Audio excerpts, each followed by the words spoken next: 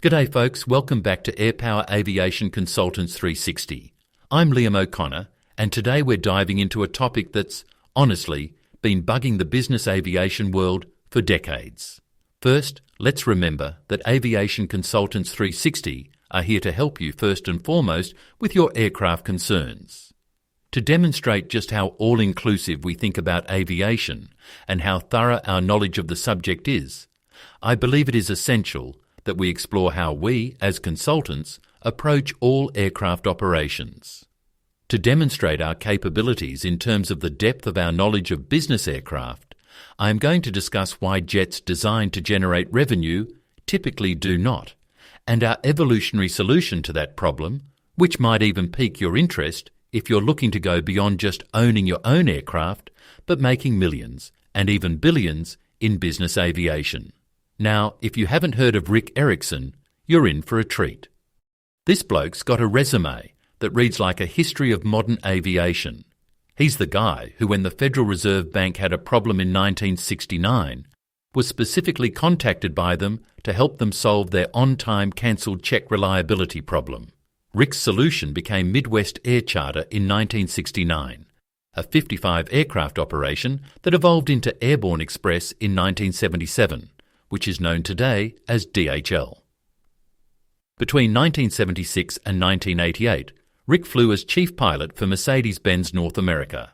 He left Benz in 1988 to create, develop, and co-found Jet Support Services Inc., or JSSI, which, if you're in the biz, you know is a big deal. He has logged over 21,000 hours as a pilot in command, checked out in more than 50 different aircraft. So, when Rick says there's a problem with how we use business jets, I reckon it's worth a listen. Here's the crux. Business aviation is massively underutilized compared to commercial airlines. I mean, airlines are flying 2.9 million passengers a day every day. But your average business jet? It's lucky to see 300 hours a year. That's not even close to what these machines are built for. That's a genuine and significant opportunity to convert passive assets into a substantial, revenue-generating business that will benefit every aircraft owner. They will be standing in line to be among the first to transform their aircraft into serious revenue generators.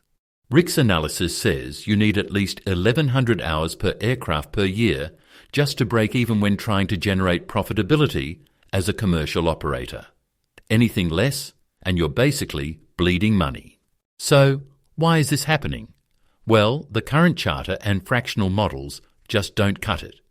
They're built around fixed costs, and if you're not flying enough, those costs eat you alive. Airlines, on the other hand, have figured out how to keep their planes in the air, spreading those costs over millions of passengers. Business aviation? Not so much.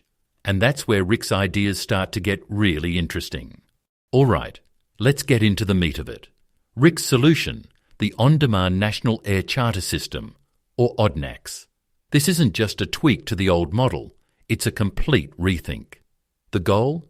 Take those 300 hours per aircraft and crank it up to 2,000 hours or more of revenue hours. That's a 600% jump in utilization. Sounds wild, but Rick's got the numbers to back it up. The magic here is the once principle.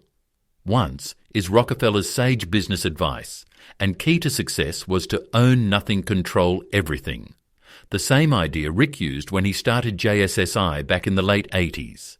Instead of owning the aircraft, you control the operation.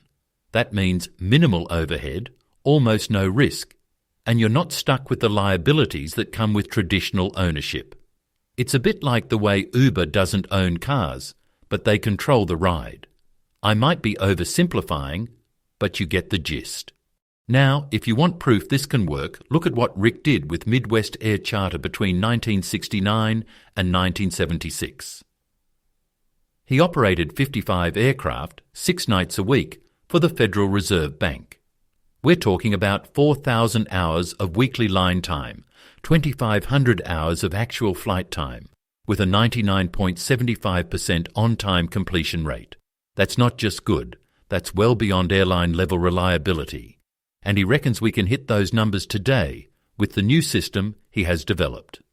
The kicker is, with OD'NACS, You're not just making the aircraft work harder, you're making the whole system more efficient. Deadhead flights drop to under 5%. You can call up a jet with as little as 4 hours' notice. And because you're spreading those fixed costs over way more hours, suddenly business aviation starts to become profitable for everyone, not just the folks selling the planes. So, let's talk scale. Rick's projections are, honestly, a bit mind-blowing. He says that if business aviation could capture just 0.4% of 1% of the airline passenger market, there would not be enough corporate aircraft to meet demand. That's how much of an untapped market is out there. To understand these projections, let's use attainable and understandable conditions that meet all FAA crew time and operational limits. Let's consider a system of 150 aircraft flying 6.7 revenue block hours per day, the revenue generator. 6 hours of flight time, 80% to 85% of the expenses. That equates to 1,005 hours a day times 300 days a year. That is a total of 301,500 hours annually, using an average gross income of $3,600 per hour per plane, which will generate $1,085,400,000 in annual income. That's not pie in the sky. He's got the spreadsheets to prove it.